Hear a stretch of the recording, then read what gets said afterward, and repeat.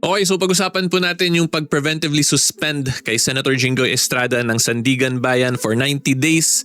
So yung pinaka-main issue po talaga natin is whether or not makaapekto po ba to sa voting requirement dun sa impeachment conviction ni VP Sara. Kung bababa ba, kung hindi na ba 16 talaga because of this. Kasi yung nakikita ko pong argument na since hindi na daw po functional senator si Senator Jinggoy at si Senator Bato kasi hindi na sila uma-attend sa Senate sessions or hindi sila maka-attend, therefore dapat daw babaan na yung voting requirement kasi hindi na nga daw po sila functional senator. So basically, explain ko po sa inyo kung paano ba talaga yung interpretation ng of all members na requirement, kung whether or not parehas ba yon sa majority of all functioning senators na voting requirement. Okay, so good day po to all of you, my fellow taong bayan, mga kasimor, at yan po ang discussion natin for today. Okay, so yung pinaka-facts lang po natin, I'm sure alam nyo naman, di ba, na kinasuhan po si Senator Jinggoy ng graft and corruption case sa Sandigan Bayan, plunder to be specific. So plunder po is a case kung saan hindi po matter of right yung bail. So ibig sabihin po niyan, kailangan mag-petition for bail ni Senator Jinggoy. Tapos kung makita ng judges na hindi malakas yung ebidensya sa kanya, ay pwede pa rin naman po yan siya magpiyansa. Okay, so again, yan po ang difference, hindi lang po matter of right. Kasi in other cases, kahit na po hindi ka mag-petition, magbabayad ka lang, automatic, pwede ka agad magpiyansa. So I just want to distinguish that kasi now confused po tayo from non-bailable and bailable offenses. Wala po kasi talaga tayong non-bailable offenses strictly legally speaking. Ang meron lang tayo bail as a matter of right at discretionary bail depending on whether or not kung malakas ba yung ebidensya laban sa accused. Okay, so anyway po, going back to our main issue dito sa suspension na to, ang titingnan natin dyan of course is RA 7080 or an act defining and penalizing the crime of plunder or the plunder law. To be specific. So dito po yan sa section 5 yung pinaka ini-insist kasi ng mga anti-Cayetano block sa Senate. So ito, suspension, section 5, suspension and loss of benefits. Any public officer against whom any criminal prosecution under valid information under this act, whatever stage of execution and mode of participation is pending in court, shall be suspended from office. Should he be convicted by final judgment, he shall lose all retirement or gratuity benefits under any law, but if he is acquitted, he shall be entitled, so on and so forth. So ito yung relevant lang naman sa atin. Itong pag-file down ng criminal ng valid information ay he shall be suspended from office. So ito take note nyo lang po dyan, ang nakalagay lang naman dito, suspended from office. So yung suspended from office po, that is different from expulsion or removal from office. So in very simple terms, kahit po suspended ang isang public officer because of the plunder law, hindi po ibig sabihin nun ay natanggal na siya bilang senador in this case kasi Senator Jinggoy po ang pinapag-usapan natin. Okay, because again, suspension po is different from expulsion.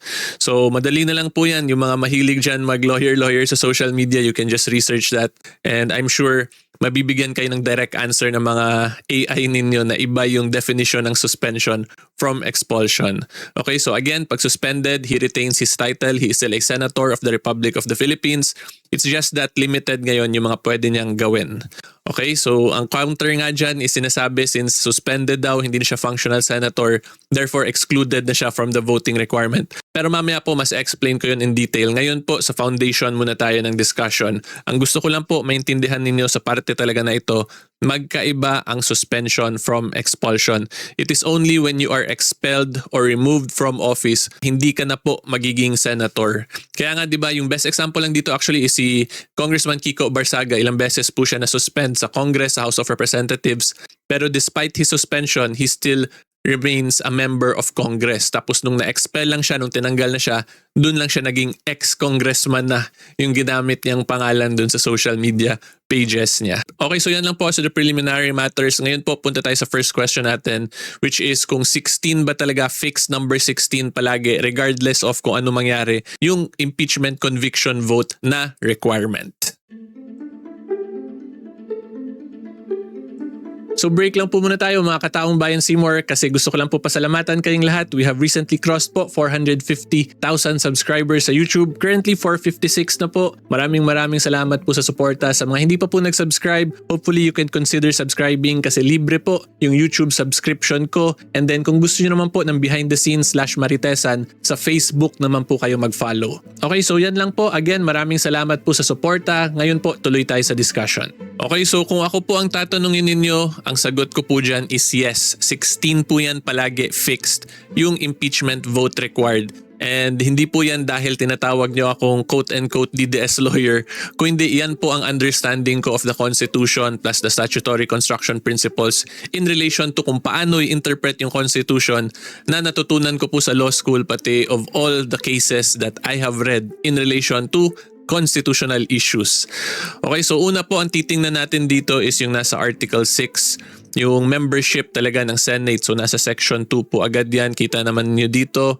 Article 6, the Legislative Department, Section 2. The Senate shall be composed of 24 senators who shall be elected at large by the qualified voters of the Philippines as may be provided by law. So ang ibig sabihin po nito, dito natin nakikita yung actual membership of the Senate, which is composed of 24 senators. Again, this is the membership of the Senate po natin at yung magic number po na yan is the number 24. And then of course after po nito, tingnan naman natin yung voting requirement under Article 11, accountability of public officers. So nasa Section 3, Section 3 number 6 po yan. The Senate shall have the sole power to try and decide. Then ito po sa last sentence tayo. No person shall be convicted without the concurrence of 2/3 of all the members of the Senate. So again, take note po of all the members of the Senate ang ginamit na words ng Constitution po natin. So ilan nga po yung membership of the Senate like what I showed you, yung nasa Section 2 of Article 6, 24 po ang membership ng Senate. So therefore, since this provision refers of all the members of the Senate, yung titingnan po niyan nga yung Section 2 of Article 6. So yung magic number nga po doon, 24. So yung 2/3 of 24 is 16 votes. Okay? And then yung next po na gusto ko lang i-discuss sa inyo na kung hindi to nire-refer ng Constitution natin na all members of the Senate talaga to, which is yung 24, edi dapat po nilagay nila dyan is members present lang. Kasi if we actually read the Constitution, may mga other provisions dito na nagre-require ng voting of all members present lang. So ipakita ko rin po yan sa inyo para maintindihan nyo talaga. Okay, so we're back po in Article 6, yung Legislative Department Provision, Section 16, number 4 to be specific. So kita po nyo dito, each house shall keep a journal of its proceedings and from time to time publish the same except such parts as may in its judgment affect national security, and the yeas and nays on any question shall at the request of 1/5 of the members present be entered in the journal. Diba? So dito po makikita natin na talagang alam ng mga framers sa Constitution natin kung kailan required yung members present lang na voting from all members na fixed talaga. So in other words po, kung sinadya nila or ginusto nila na members present or functional members lang yung voting requirement dun sa impeachment conviction, pwede po sana yan nila gawin na ito yung words na ginamit. Pero dun nga po ang nilagay lang nila 2/3 vote of all members. So wala na tong present na provision. Okay, so ngayon po punta na tayo sa pinaka-interesting question natin, which is yung functional senator na argument. So in other words, what if daw po kung sobrang dami nang nakakulong or nagtatago na senator, which will make it impossible for the Senate to come up with 16 votes. Kung in that situation po ba dapat mag-iba na yung of all members na voting requirement? Okay, so kung ako po ang tatanungin nyo, ang masasabi ko po dyan, hindi po ako agree na dapat mag-adjust depende nga dun sa kung ilan lang yung functional senators. And the first reason po niyan is because of the very purpose and spirit po of the 1987 Constitution. So kung tatandaan po natin, yung Constitution na to was created in response to the presidency of Marcos Sr. So during the time po of Marcos Sr., di ba alam naman natin, consolidated yung napakadaming government functions under his office, making him very powerful. So to prevent that na makonsolidate yung napakadaming power sa isang tao lang sa isang office, ito yung response ng taong bayan back then, which is the 1987 Constitution. So like what I have repeatedly explained, pag ialaw kasi natin na functional membership lang yung maging basihan, that can really lead po to political persecution if you ask me. So when I say political persecution, pwede po mag-file ng kung ano-anong cases versus mga opposition senators para ma-quote-unquote suspend sila tas hindi na sila maging functioning senator. Tapos pwede rin po kung kidnapin or itago yung ilang senators para lang po mapababa or para po makontrol nila yung Senado. So kung makikita po natin, it can lead po talaga to a very scary and dangerous situation po if you ask me. Diba? So again, that is one of the reasons po kaya very strict po yung constitution natin sa mga voting requirements, sa mga words used, because that is a safeguard po or a protection sa atin pong lahat na taong bayan from potential abuses ng government officials natin.